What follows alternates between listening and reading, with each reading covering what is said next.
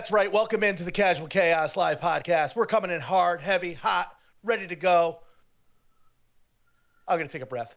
Welcome in to the Casual Chaos Live podcast. I'm your host, Jay Ash. I'm joined here, as always, by my co-hosts, Jeff and Bubba. What's going on, fellas? Not much, brother. How you doing, Bubba? I'm doing great, and I would like to make an announcement that I am not wearing any sort of head covering today. No hat, no beanie. This is, I think, my first episode showing off the flow. There you go. It's fantastic. We've had an endless amount of emails over the last year and DMs about, is he bald? Is he okay? Should we worry about his health? And, we told everybody it's lush, it's lavish, it's dark. So if you're into that, ladies, here's your guy. So we've got a long show and a short show combined. So we're going to mash it up.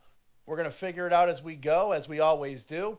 We're going to talk a lot about college basketball. We're going to talk about baseball. We got open at night tonight. Little Rays Cup for the theme here. There you go. Anything that has to do with sports wagering, we're on it. So follow us as always on all the socials at Casual Chaos Live. Hit us up on the Discord. Send tickets in. And speaking of tickets, as always, we'll just start the show with talking tickets from what we had last week. It was jam-packed. So producer Tyler, take it away. Yes, sir. And before we dive into the board and look at the lines, this segment, as always, Talking Tickets is brought to you by Last Rep. Look, we all know the grind isn't just a buzzword. Whether you're hitting the gym or sweating a parlay until the West Coast games wrap up, your body takes the hit. That's why we've partnered with Last Rep, the world's first athletic recovery cocktail. It's a crisp, refreshing, hemp-derived THC athletic recovery beverage designed specifically to help you dial it back, recover, and get ready for the next round. No hangover, no bloat, just the perfect way to settle in while we go over today's action. Whether you're crushing workouts, crushing parlays, or just crushing life, Last Rep's got your back. Recovery shouldn't be complicated. It should be convenient, effective, and taste damn good. This new and exciting seltzer is now available at select locations across Tampa Bay. However, here's the best part. As a Casual Chaos listener, you can grab yours for 20% off using promo code CHAOS at trylastrep.com. That's code CHAOS for 20% off at trylastrep.com. All right. Thank you, Last Rep. As always, I am sipping on one right now. Give it a try. It's delicious. Delicious. And a delicious green to go with the delicious lime flavor of Last Rep. We have our first winner here. This is Jason P. Not our very own Jay Ash, but this is Jason P. A little $5 paid out $90. He had Michigan State minus 5.5, Duke minus 12.5, Houston minus 10.5, and Illinois minus 11.5. Really didn't have to sweat much out here. If you were paying attention over the weekend, the favorites kind of won the weekend for the most part. So if you were tailing the favorites, you probably had a pretty good weekend here for the first weekend of March Madness. So good job there, Jason P, for the first W of the week. Except for one major exception that we'll get to in a little bit. So yeah. Tough one here. This one was actually one of mine. Little 5-leg parlay with UCF, which backdoored the 5.5 there. Somehow found a way to cover. Purdue minus 25.5 comes in. The over in Furman, UConn comes in. Miami gets the job done against Mizzou minus 1.5. Kansas is up like 25 at half. You think they're just going to bulldoze the team they're playing, a no-namer. And they decided to just stop playing in the second half and don't cover the 13.5 and just really screw me and win by, I think, 8 or 9. So they just decided to just pack it up. Like Kansas has done this season, is just, they fit after their star player. They just packed it up early, which is a tough one for me as a gambler. That would have been a nice little 20 to 1 hit. Just doesn't come in because of the second half from Kansas. But we move on. We proceed. Hey, real quick, you had that UConn over. That fit like a certain criteria that Mhm. 2 other games off. How did those other games do? Did you happen to notice that they hit as well? 2 out of 3 hit. Okay. Because I put it in a parlay, 2 out of 3 hit. So if you're paying attention to those, that's something to look for next year. Clearly, that's if you individually bet them, you would have won money. This one this one was one of mine as well. I did come out on the positive end on this one. Kentucky -2.5, Texas Tech -7.5. Alabama, or excuse me, I think this is Arizona first half spread. Iowa State -24.5, and St. John's -9.5. Came in just $2 winner, or $55+ winner. So good one there for me. So got in the win column. We had a Rain Man here. Rain Man had Vandy -6.5. Got the job done. Got the W. This was the first round. Vandy getting the job done. In I believe this was a Thursday game. So good job there, Rain Man, getting on the board, getting a W. Unfortunately, on the flip side of that, he had Hofstra to beat Alabama. That most certainly did not happen. Alabama is still playing this weekend in Sweet 16, big matchup. He also had Tennessee's over 80.5. Would have been sour if Hofstra would have come in, because I think Tennessee ended with 78 or 79. So it would have probably hurt him a lot to not see that one come in. But all the less, it's 2 losers, unfortunately, for Rain Man. Then we go to One Buck Ant, and like always, One Buck Ant's kind of throwing everything at it. He got a UFC and college basketball parlay. Michigan State -5. Evliev, I'm not sure how you pronounce that first one. And Page, all money line on the UFC, and then you had Michigan State -5. A winner, $75 bet, paid out over $230. So a nice winner for One Buck Ant there with a mixed sport parlay. And again, like always, we don't just talk sports. Traditionally, we got some racing. One Buck Ant, it seems to be on a little heater here. I think back-to-back weeks we've gotten a big payout horse race.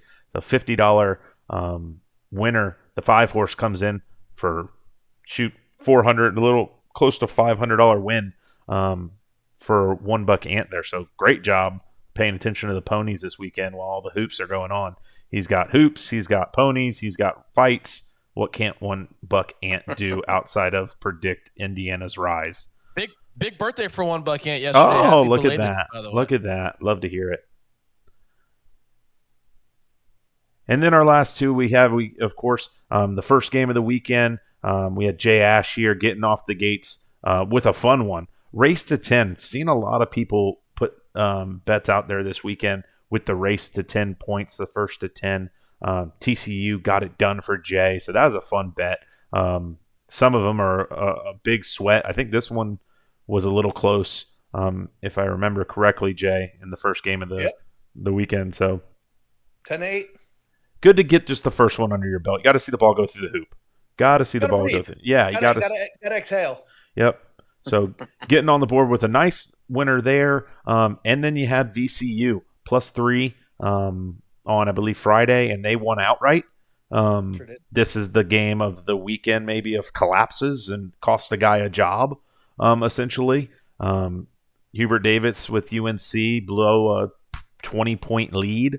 And VCU comes back and wins a game in overtime. So that probably looked dead for a long time for you, and then the second half just completely flipped in your direction, and then going into overtime as well. So awesome. Probably weren't looking at it great at one point, but awesome win there for Jay Ash. I think I saw. I think the not to correct you, but I think it was actually 19 points. But the only reason I mentioned that is I think I saw today that, and this kind of surprised me, but it was the biggest blown lead in tournament history. I assume that means like biggest second half lead, but yeah, that's pretty crazy. So yeah, literally cost him his job. It did, but he's still getting his $5 million, so he'll be okay. best job in the world as a fired college coach. Yeah. But that's all talking tickets. Again, thanks for Last Rep. Use code CHAOS at trylastrep.com. Let's get into what's going on moving forward this week. Yeah. So, by the way, Ash, I don't know if you saw this, but so North Carolina, speaking of North Carolina, they're obviously they put a list together of I guess for the first time they're going to try to hire somebody outside of the North Carolina family. Oh, yeah? And one of the first people they reached out to was Brad Stevens, and he immediately put out a statement saying I'm not going anywhere. So I That's was funny. happy to see that. Yeah, but anyway. Yeah, you might have a good thing going. I saw Billy Donovan's name floated around now. He's the Yeah, best I saw that odds. too. I think he's the best Yeah. odds. Yeah, but I mean, the Bulls be like, "Hey, Billy, we'll just throw you an extra $2 million. Stay here and go 41 and 41 for us. Yeah. Can you do that?" Yeah, exactly. The other thing is he's not really. I mean, I think he's 61. He's not a young guy anymore. So I don't know if they would want to hire somebody that old. But who knows? So. Well, look, the reality is, do you have a suggestion? I don't even have a suggestion anymore. I don't know what it would take. Do you need somebody who can manage NIL money? Do you need somebody who can manage personalities? The recruiting seems like it doesn't matter anymore. Like the Tar Heel logo should be enough recruiting, and then how much are you paying me is what comes next. I don't think the kids care anymore. So Yeah. No, that's absolutely true. The money definitely is part of it. I mean, I think for certain schools, the name and the logo still matter. But you're right. I mean, even in football, look at Indiana. You could pretty much win anywhere right now. Right. So you got to have the right coach. I mean, that's the thing is you got to keep. Once you get the right coach, you got to keep the coach. You know what I mean? That's the hardest part. So Yeah. But anyway. All right, so we're talking hoops. What do you got? Well, let's start with you, Ash, because you were actually at the game that Florida lost on Sunday. So, what are your thoughts there with Iowa upsetting Florida? I will start with the controversy. It was a punch. I don't care that he hit the ball. I was right underneath the hoop. I was 5 rows back. I saw the kid violently throw a punch after getting hip tossed to the ground. It seemed like a melee was going to ensue. They broke it up. Oh, Bert Kreischer making a Look at this. look at this. And obviously they don't show replays in the arena, so we had to pull up the phone. And I talked to a lot of people afterwards. Well, it looked like it wasn't a punch. He was hitting it. No, he threw a punch. He just missed. So did that swing the game? No, but it definitely swung the emotion. The basketball take. If you're a Gator fan, you had the size. You should have been able to bully them all over the court. And they didn't come with their A game. I think they took it lightly. I think they didn't recognize that Iowa was going to play hard the whole game. And once they gave up the lead, they had to really scrap their way back. Let that kid get open and hit a three, that happens, but it just completely unacceptable to have that much time on the clock, run a play, have your point guard go all the way down to the block, and then essentially, either forget he was supposed to pass the ball, shoot the ball, and have the ball go out of bounds, game over. If you're a Gator fan, it had to be real painful to watch. So it was great to be in the building because it was obviously a heavy Florida crowd in Tampa. So you didn't have that, the underdog's about to win. You just had groans. And as a guy who's not a Gator fan and sitting with 3 other people that were not Gator fans, it was kind of fun. So Jeff will be the only one who gets this reference, or anybody who's from Naugatuck. We had a coach back in the day that used to say the pull-up 10-foot bank shot off the glass while going for the layup was the best shot in basketball. And I assure you, if Lee pulled that shot up, it would have went in. They just don't teach that anymore. So Nope. It was funny because it was the first thing I thought of, Jeff. I was like, Joey D, Jesus, fellas, just hit the little bank shot. Where have you gone, Joey D? Right? Yeah. So it was a great game to be at, and we bailed at halftime on the Bama game because it was ugly start to finish. So Yeah. I saw that the Florida coach came out after and talked about they were thinking about fouling, or they were supposed to foul on that final play. Yep. And force them to the line, but obviously they didn't do that. So kind of cost them the game. So, there. I don't agree with that move either. Sidetrack. Well, you're not going to agree with this either because I don't want to sidetrack the whole conversation, but did you see now the analytics are such a big part of college basketball nowadays that teams are starting to at least think about fouling when up 2 with 15, 20 seconds left. And the thought process is even if they make both free throws, then you have the ball with a chance to win the game. Worst case scenario is you're going to go to overtime. Yeah. You know what I mean? And more time, yeah. Yeah. So I don't know. I guess we'll see it eventually. Somebody will do it, but that's what he was talking about. That's what the Florida coach was talking about. Oh, Golden. Yeah. Mm-hmm. Oh, yeah. That's right. That's who it was. You're right. Correct. Yeah. Sorry about that. All right. So, I mean, I'll hit on the whole UConn part of it. The first game against Furman was a little scary. Their offense has been struggling, specifically struggling from three. They haven't been hitting shots over the past couple of weeks, and that continued in that game. But again, it was Furman, and Terrace Reed Jr. had one of the best games in tournament history. So he basically saved their bacon. The next game against UCLA was a little bit more like what we expect from UConn. So here's the previous results don't guarantee future results category of the day. UConn has won the first two games of the tournament by double digits 8 times now. With these two games, the previous 7 times they at least went to the Final Four, and 6 of those times they won the championship. So who knows if it means anything, but nice little tidbit there for you. What do you guys, Bubba? What are your thoughts about the first weekend, Tyler? What are your thoughts? Go ahead, Tyler. The big dogs outside of Florida pretty much showed up and did what they need to do. I think we have a very good chance of having almost every game that we have left be a very, very good basketball game. While the Cinderella stories are fun, sometimes when you get to the big moment of playing the bigger team, sometimes there can be a squash. So I'm excited for what we got. We got St. John's, Duke. St. John's playing good. Duke getting very, very, very scared in that first game. I can't believe they were down as much as they were and getting beat. It wasn't like a fluke; they were just getting beat bad. Obviously, come back and win the game. St. John's playing well. That whole bracket's just 4 good teams. Again, I think they kind of got screwed. I think all those teams could say they got screwed having to play with the other guys. But Michigan haven't been tested very much. They got Alabama. I'm excited about that game because if Alabama, they don't play defense, but if they can shoot, you got a shooter's chance to win a game. So that'll be a fun one. So I'm excited. Everyone's held serve, for lack of a better term. I'm very excited about some very good matchups this weekend. But everyone did their jobs pretty much. Yeah, you guys called it. You guys called it before the tournament started. You said it was going to be all chalk, and it was pretty much all chalk. The favorites. Texas is the only double-digit seed in the Sweet 16, I think. Yeah. So and they're not really an under. They are an underdog because they weren't very good this year, but they're not an underdog by the traditional sense. From a program status, yeah, absolutely, yeah. I just think it's crazy too, and I saw this headline before we hopped on. It's the Big Ten dominance, right? There's so many Big Ten teams in the Sweet 16, but ultimately we'll find out soon that I don't think a Big Ten team is going to win it. Win the whole thing? Yeah, win the whole thing. Yeah.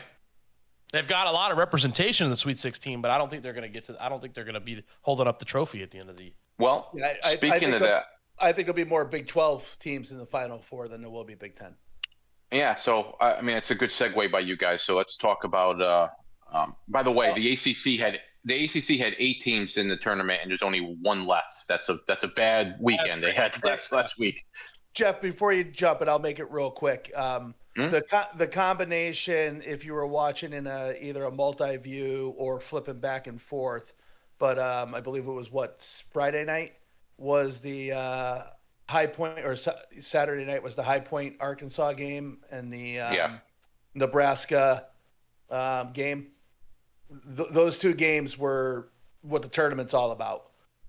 Just throwing haymakers. The High Point game, you got 2 guards just going head to head, both scoring over 30 points. The team making just ridiculous shots, big defensive stops, and then Hoiberg with the heroics for Nebraska, keeping them in the game. It was just fun to watch, and it was what tournament basketball is all about. So. For sure, Jay. What was the game? What was the game we were both kind of commenting on with the point guard that was just balling out? Was that Vanderbilt? The Vanderbilt game, yeah. Dude, that game was crazy too. It's up there with the top 3 buzzer beaters that didn't happen.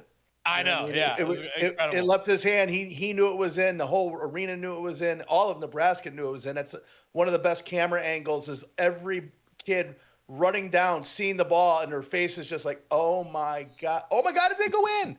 Yeah, right. Yeah, that's exactly right. Yeah, but that It was was even a awesome. great game to watch too, and I was going on around the same time. Yeah, it was great. Absolutely great. So go ahead, Jeff. Yeah. Okay. So I'll give you a little. I'm gonna run through all 8 games coming up on Thursday, Friday, and I'll just give you a few tidbits on each game, and then you guys can fire away. So let's start with tomorrow. Texas versus Purdue. Um, Texas, they lost 5 of 6 coming into the tournament. So the fact that they won a couple of games is a little bit surprising. If you look at the Ken Pomeroy rankings, they're Ken Pom for short. They're 31st, which isn't good at this time of the year. 15th on offense, 81st on defense. So that's a little rough. Purdue, they struggled a bit middle of the year, but they bounced back nicely at the end of the year, and they're 8th in Ken Pom. They're first in offense, so they currently have the first ranked offense in Ken Pom, but they're 33rd in D. So I don't know, man. Purdue with the first offense and Texas with the 81st ranked defense. That seems like a problem. Yeah, Thoughts? Is the spread 6.5 or 7? It's right around there. Seeing Yeah, 7.5 right now, but Yeah, does the Cinderella story continue for Texas? I don't know. It's March. I think I might take Texas there with the points. You think? Yeah, I don't know. I think Purdue might boat race them. I have a feeling they're going to crush them. Too much size in Purdue. yeah, Yeah. they love those big guys at Purdue. Yep. Yeah. I had Purdue advancing. I didn't have them playing Texas. Obviously, I'll keep my stance on Purdue advancing, and I might not lay the points, but I would definitely take them in a money line parlay for sure. Mm-hmm. Same here. Yeah. All right, so let's move on to Arkansas versus Arizona. I mean, this could be a fun one. Obviously, Akoff is having a tournament that a lot of us predicted he would have. So let's see. Arkansas is 17th in Ken Pom. They're 5th in offense, I believe, and 53rd in defense. So another team that struggles on D. Arizona is ranked 2nd in Ken Pom. They're 4th in offense, 3rd in D, and they're on an 11-game winning streak. Again, I think not that Arkansas is necessarily a Cinderella story, but I think their path ends on Thursday. So you guys, I'm with you on that. I'm with you on that. I think Arizona handles them pretty easily. I'm really surprised at the number. I'm surprised it's that close to double digits. I'm thinking it still might get bet down a little bit, just because A, it's a big number. B, I think the secret, if it was kept, is out on Acuff. And I still don't think the general population knows or understands how good Arizona is and how good their point guard is too. So there's a lot of size in Arizona, combined with athleticism. So I don't like laying 10 points in that situation, but gun to head, I'm doing that, and you're definitely taking them in a money line parlay to advance. I don't see an upset there. Yeah, I got All Arkansas. I'm riding Arkansas. I'm riding Acuff. Okay. I have them in my final 4. Obviously, they're going to have to beat someone to get there. Everyone in their bracket, so I got Arkansas. I'll probably put a little money line. I like them with the points. I have that in a couple bets as well, but I just think Acuff can take over the game if he can score. If they get a little bit of help on the perimeter and they can rebound well, that's what you kind of have to do. Your secondary guys are going to have to play well. Arizona's very good. Wouldn't be shocked if Arizona does boat race them, but I like Arkansas. I like Acuff. Yeah, man. Historically, great guards. They usually have good runs in these tourneys. So I wouldn't be shocked. Just signed with Reebok. Getting a signature shoe. Guy hasn't even played in the NBA. He's already got a signature shoe. So yeah, rolling the dice. Saw that. Yeah. Are they bringing the pump back? They're just literally calling him like the next AI. They're like all the comparisons are Allen Iverson. So the fact that he signs with Reebok like AI and he's got taking a picture with AI for the the picture for the promotion, they're definitely pumping them. If Reebok's trying to get back in the game, hopefully he likes the practice more than AI. probably. All right. So still on Thursday, we got Iowa versus Nebraska. I don't know, not necessarily the most exciting game in the world. Both teams were struggling coming into the tourney. Iowa was 1-4 coming in.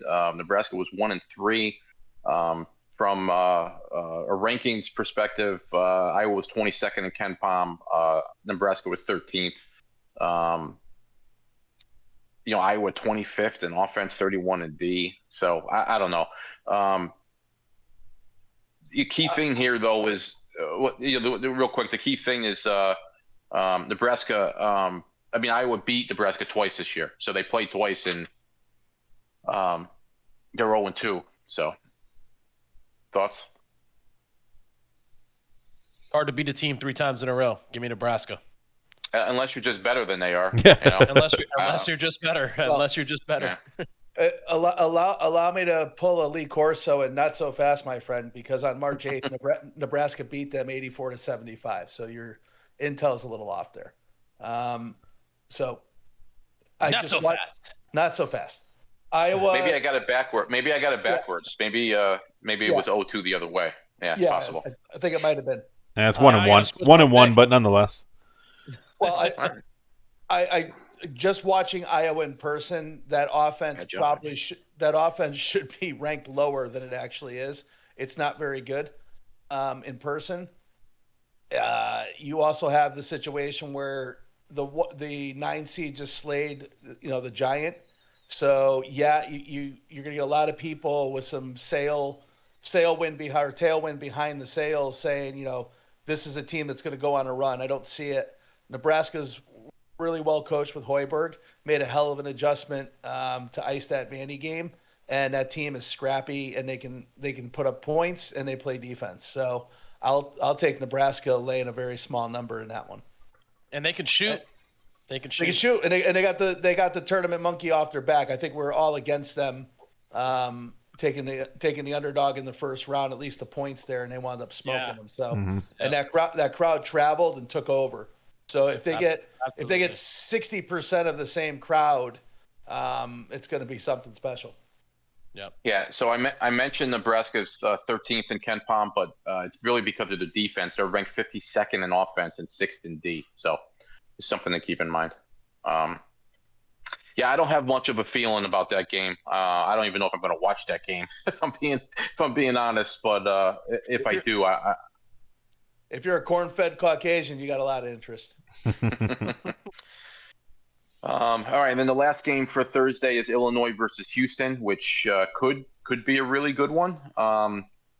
Illinois was 3-3 in their last 6 coming into the tournament. They're 6th in Ken Palm, 2nd in total offense, 24th in D. While Houston was 5-1 coming into the tourney, they're 4th in Ken Palm. So these guys are really close in the metrics. Houston's 10th in O, 4th in D. I actually had a feel. I was gonna say that I'm on Illinois in this game, and then I remembered they're actually playing in Houston. So I'm gonna take Houston playing a home game. I still think it's gonna be a good game though.